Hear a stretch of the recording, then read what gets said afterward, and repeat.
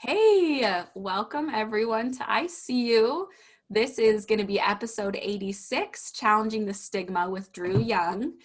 And this is exciting. This is our first episode that I'm launching on the new YouTube channel. So that's really fun.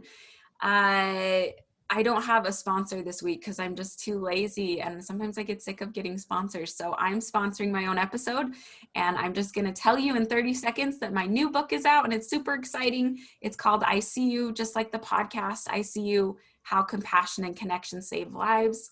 And it's kind of a self-help leadership book.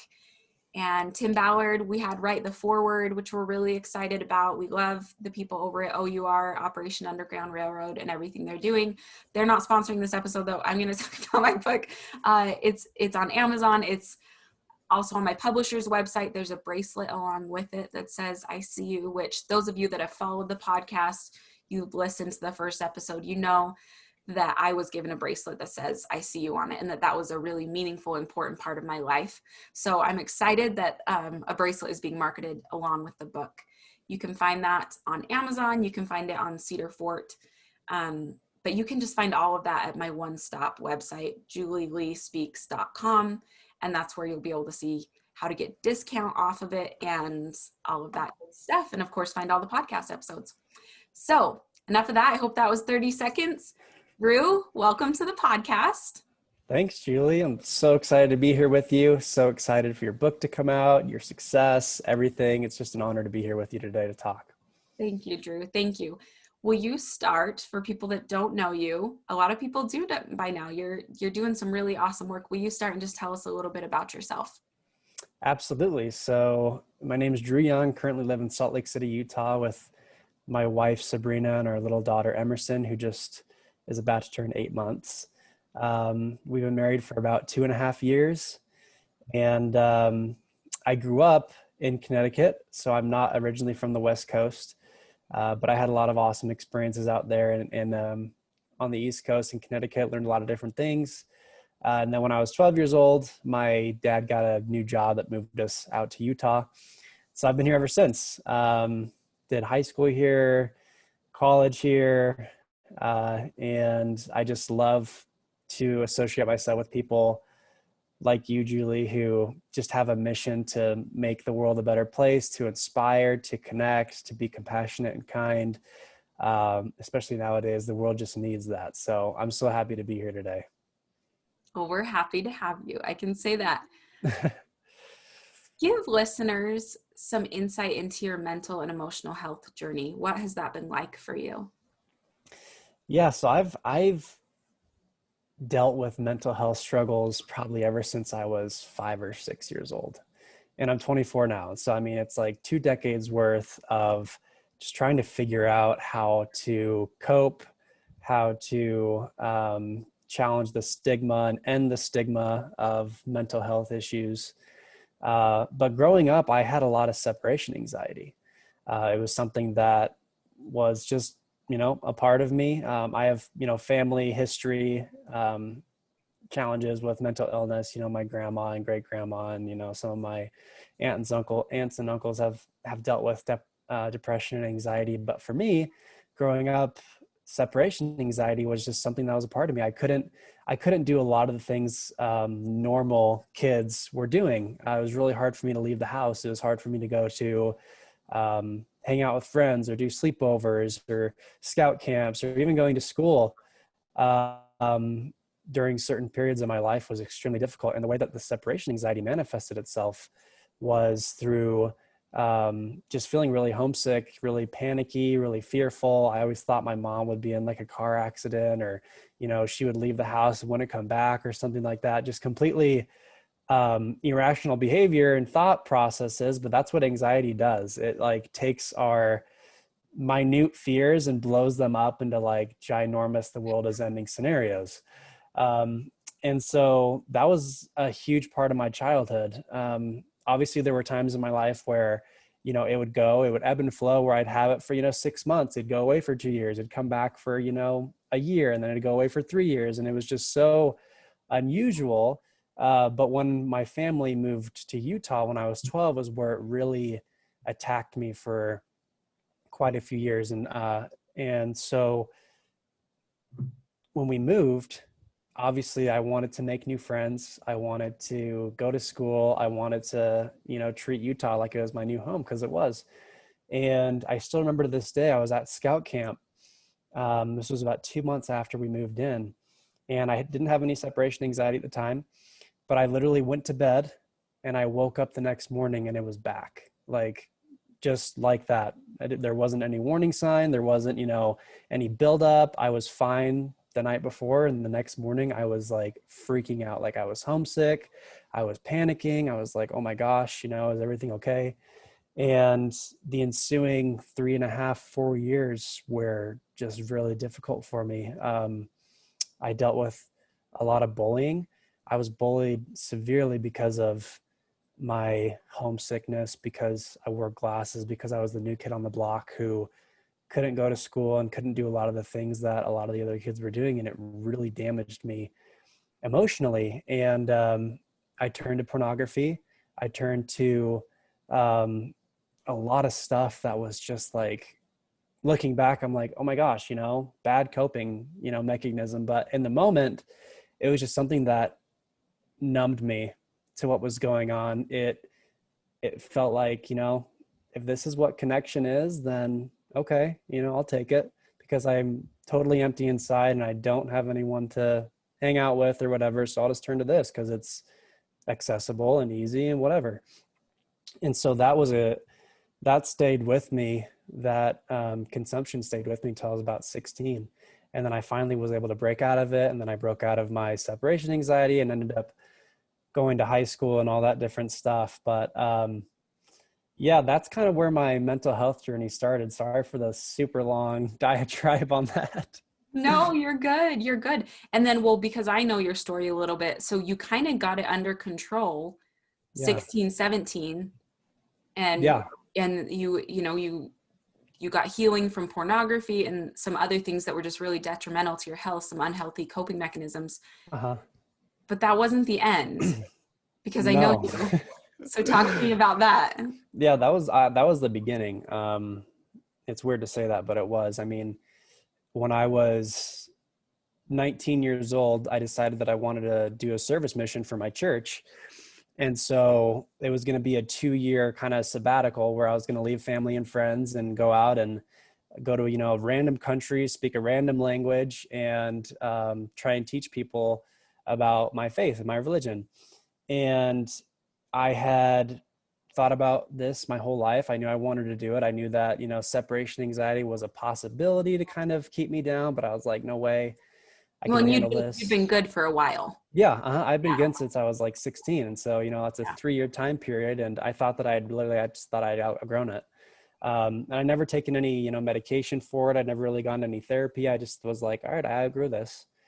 But once I went on this service mission, I left my family. I was preparing to go to the country of Estonia, and I was in what they call the missionary training center, which is basically just where you go for an X amount of time, whether it's 9 weeks or 6 weeks or whatever, to learn how to be a missionary. And it was the first time in my entire life that I started to experience actual, general anxiety disorder symptoms, depression symptoms. And it was just so new to me. I mean, you can add your experience to it as well. But when we go through these things for the first time, it's like, okay, we have no idea what's going on. We think we can just, do more things to break out of it, or maybe we need to sleep more, maybe we need to meditate more, pray more, maybe we just need to, like, okay, something's wrong, but we'll fix it.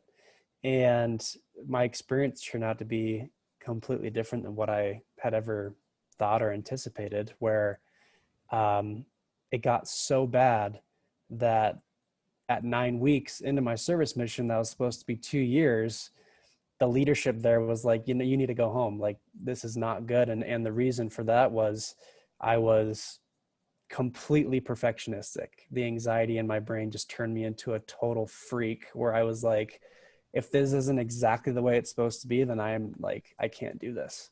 And I experienced panic attacks on almost a daily basis. I started to have some seizures. I was gaining a lot of weight. I wasn't sleeping, all these different things to just build up and build up and build up. And I had seen a therapist for a couple weeks while I was there, and she helped me a lot, but therapy by itself can't heal mental illness. You know, you need to reach out and get some more help. And they put me on medication, and they had me on 3 medications in 4 weeks, which is insane. I don't know what they were thinking, and I don't know what I was thinking to agree to that, but it was just absolutely detrimental to my emotional health, my mental health. And I ended up coming home from that experience, obviously very early, much earlier than I had thought of. And that's when my mental health journey and wanting to destigmatize it began. Good job. Good job being so I know, honest. right?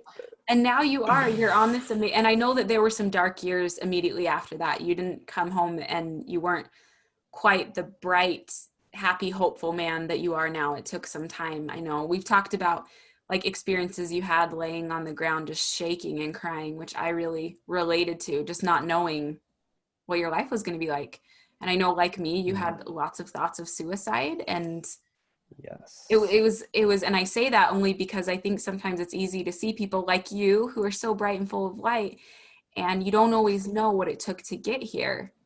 And I just want to honor Yeah. that, because I mean, look at you now, right? But the Mm. middle was crap, right? Yeah, it was hell. I mean, if I could, that's just the only thing I can say to describe it, where, like you mentioned, the 2 months after, or excuse me, the 2 years after I had gotten home, I was just in the darkest place. I was um, obviously still trying to figure out, why my brain was doing this, why I was feeling this way.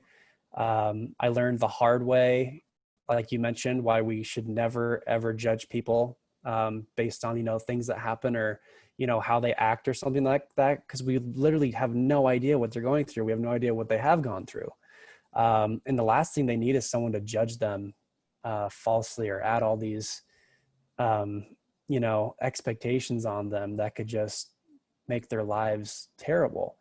And like you mentioned, I was, suicidal for quite a bit of time. I had tons of panic attacks. I'd lay on my floor at night, like you mentioned, and just shake and just wonder what the heck was going on. I tried, 4 or 5 different types of medications after that in those 2 years. Went to therapy every other week. Huge advocate for therapy. You know that. I Woo woo. Yes, I know. Everyone listening to this, if you can, go see a therapist or telehealth or whatever it is. I mean, it's so beneficial. It's so helpful. It can literally save your life, just having someone there to understand you and walk you through what you're going through. And then also, I mean, if you need medication as well, take medication. I was talking to somebody yesterday who was just telling me that they didn't want to be different. They didn't want to take medication because they thought that people would look at them differently. They thought that they would be on it for their whole lives, and they didn't want to have to accept that. And I said, I totally get it. Like, I totally understand where you're coming from. You need to accept that in order to be healthy, this is something you need to do. And they were just like, but I don't want to be on it. I don't want to be dependent on something like this. And I said, there's nothing besides Jesus. There's like nothing that's better for you to depend on when you're mentally ill than medication if you need to take it. And it's going to not make you a different person. It's going to make you who you've always wanted to be, but couldn't be when you weren't taking it. And so obviously I can't control what they do, but having my own experiences dealing with it, I was able to just kind of be like, listen, I know, I totally get it. I was exactly the same way. I judged people so hard for taking medication until I took it. And then I was like, yes, this is a lifesaver. So you and I are on the same path. We have the same feelings about this. And yeah, there were definitely some really difficult times, and I still have bad days, regardless of, how I'm doing now. I'm a much better place than I was, but you know, we still have bad days. We still have moments where we want to give up and be a ball on the floor and just cry all day. But I definitely have better coping mechanisms now than I did, you know, 5, 10 years ago. Totally. Well, me and you have talked about this before where it's like at 19, you knew everything and you knew that Yeah. people didn't need meds, right? Yeah. They just need to work a little harder. Suck it up. Come on, Suck people. it up, people.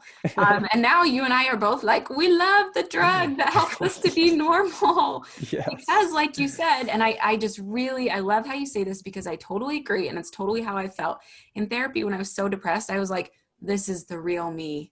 I was Mhm. always faking before. I've never been happy. That's how I felt. And then it's like once I was on medication that worked, I was like, oh my gosh. I'm like, I can see that life can get better. I Yeah. can see all of a sudden I felt like the real me again. It wasn't Yeah. that the medicine covered up me. It was that the medicine just balanced out my chemicals a little bit. But Amen. but before I took it, I was like, the medicine is just gonna, it's, you know, that's not the real me. I'm just covering up the real me. This like despicable human Mhm. being who like can't Yeah. tie her own shoes is the real me and I'm terrible. Yeah. And then I took It's meds and real. it's just such a mind trip. And a mind Yeah. trip that the lie of depression that you've never been happy. You've never been Mhm. happy. You've like you're never going to be happy again. It's just such a crazy mind trip, but it's 100% reality for you when it's you. Yeah. And that's I couldn't agree more. Like that is perfect way to say it. And I feel like it's a lot of, I mean, if you have cancer, if you've broken your leg, there's no stigma around going to the hospital and getting treatment, whether it's surgery, whether it's chemotherapy, whether it's a cast. People are so ready to come and help you, bring you dinner, pray for you, message you, you know, how's everything going? What can I do for you? But when it comes to things that are unseen and unfelt by the person who is looking in from the outside, it can be hard to empathize and be compassionate. And that's what mental health is. You don't see it. I mean, people that deal with it are usually just as happy as you and I are. But it's when they're alone that it really breaks out. And that's where the demons come out. And so I think, you know, we're both on a mission to just spread kindness and empathy and sympathy for any person out there who may be going through something that's culturally misunderstood or taboo, whether it's, you know, same-sex attraction, whether it's addiction, whether it's mental illness, whether it's discouragement, things where people don't always understand what they're going through and they make excuses for it. We're trying to end that and bring love and hope and inspiration and relatability to these issues. And so let's just do this thing. Let's keep going. This is good. Let's just do this thing. Oh, absolutely. Okay, so we both know the stigma with mental illness and things like that, depression, anxiety, PTSD. It's gotten better over the years. We both Right. totally acknowledge that. It's better. When I was little and my father had a mental illness, we are in a completely different time now where it's Mm, talked about more, medication's better, therapy's better. There's just more awareness. Do you feel like we still have room to grow and how so? 100%. Yeah, I definitely think we have room to grow. I mean, 1 in 4 people, research says, will deal with a mental illness at some point in their lives, whether it's, you know, situational or genetic or whatnot. And so that leaves, you know, 75% of people that still don't really understand what people go through and what they experience on a daily, hourly, kind of minute by minute basis. And so 100%, I think we're in a much better place than we have been, you know, in generations past. I think that the generations today, you're my generation, I think because of, you know, just how we see the world, how we were raised, I think we definitely have a much better perspective on not just, you know, forgetting about it or not talking about it, but bringing awareness to it. And I think that we can just continue to end the stigma by being vulnerable. I think, you know, 5, 10 years ago, people thought vulnerability was just kind of like, oh, that's awkward. Don't talk about that because that's just kind of gross, you know? Um, It is awkward sometimes.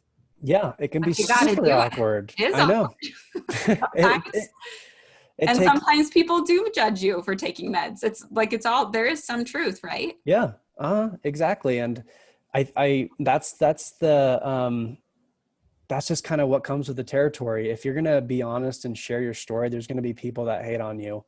There's going to be people that ask questions or say things that you're just like, wow, you don't get it. But I mean, that's just where we have to, put into place our own patience and our own love and sympathy, because we were all like that at some point in our lives. And obviously it's easier said than done, but I think this will continue to get better. Will continue to be talked about more and more and more. It'll continue to be written about in books, talked about on TV shows. And I'm confident. I mean, there's not a one word answer that's going to solve all the stigmas and whatnot, but I think as people just continue to be open, and not like self-pitying open, but just like, this is what's going on with me, but this is my experience. We can do this. We can solve this. We can be positive, but still be vulnerable and talk about negativity. I think you can talk about negativity in a positive way. And so I think that'll help us as we continue to end this. So if someone said to you, are you happy now? What would you say to them? I would say, yeah, I'm happy. I mean, I think happiness, I'm not a philosopher on happiness, but I think that happiness is just can change so quickly, depending on, situations and circumstances. But I would definitely say when I'm doing the right things, I'm happy because I have medication that I take and it helps me so much. I'm happy because, my relationship with my wife is in a place where we can talk about things like this and it's not awkward and where we won't feel judged. Um, and I'm happy because the world is obviously right now, there's a lot of negativity in the world, but there's also a lot of positive things happening as well. And so I think we can be happy in our circumstances, knowing that we have so much help. If we're ill, there's so much help out there that can save us and rescue us. We just need to humble ourselves, ask for help, and then accept that, this is just something that will make our lives better. I had these different questions I'm going to ask you, but I just want to ask you different ones now. So we're doing everything, I and it's love it. fine. It's fine. I want to ask you before we end, and I'm going to have you share a final message. What do you do with thoughts? Because I've struggled with these thoughts a lot in my own mental health journey, trying to figure out why I have problems with this and other people don't. Is it my Mm-hmm. biology? Is it my traumatic experiences as a young kid?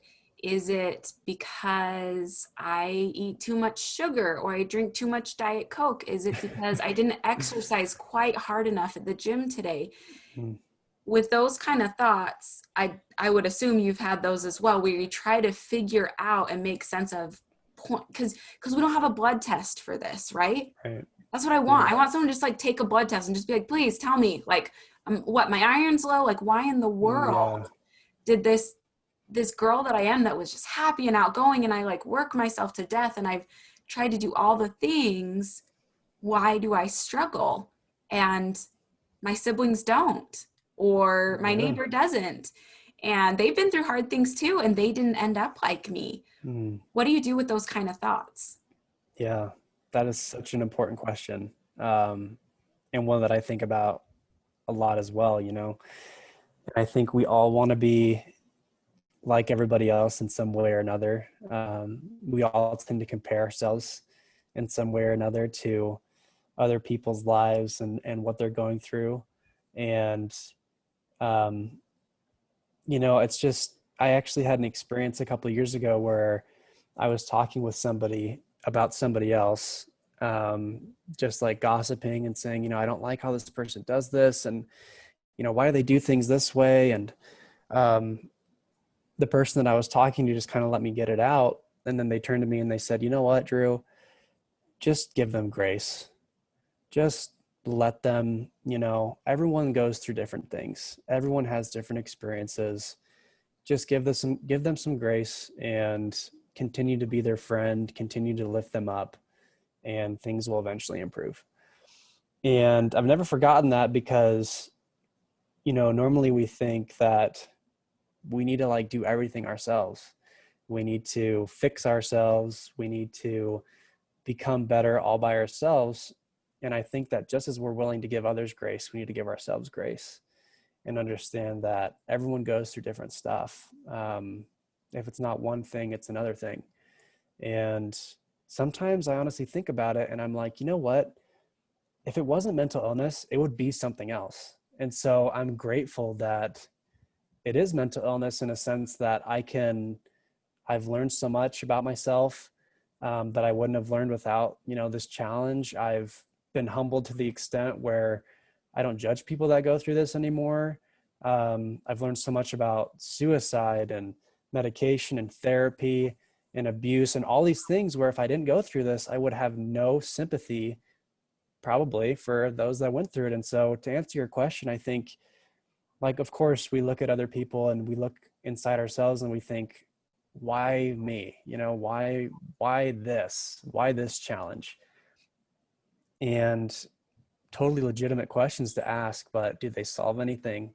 Do they help us be more productive and better? And usually no. And so, flip that question around and say, why not me? Why not me? I'm so cool that I get to go through this. And I don't get it now, but down the road I will get it. And someone will text me and say, thank you for sharing what you did because that saved my life. Yep, 100%. Well, and I just had that experience this morning. Someone had recently just read my book. We talked a little bit about this, and they talked about how they sat down to read a chapter and they ended up staying up through the night and reading the whole thing, which was so cool. Not only because, of course, I like to hear that someone liked it. No, but it was because they connect, and they told me this in their text message. There was a certain experience, especially that they're like, that was me. That was me. I've been on the bathroom floor like that. And so I couldn't stop reading because I see myself in this. And that's what we need to do, right? We need to not just inspire each other. We need to, do you remember what I said? Relate to each other. That's it. We need to not just inspire each other. We need to relate to each other. And so I love that you are so open with your story and you're creating hope for so many. And I just love you, Drew Young. You're the best. I love you too. We need to get Yeah, together sometime soon. we will. We only live like 45 minutes apart. I know. Stupid COVID, and you like work and have a full-time job and stuff. So we'll figure it out though. Yes, definitely. What would you say to someone that is on their floor shaking and crying and does not feel hope? What message would you send to them? Or if it's easier, what would you have told yourself? It's so hard in the moment because you just like took me back to that place. And you don't want to be in that place ever, and you don't want to see other people in that place. But I would give this advice and this counsel to my former self and also to whoever's going through that. And that is just don't give up.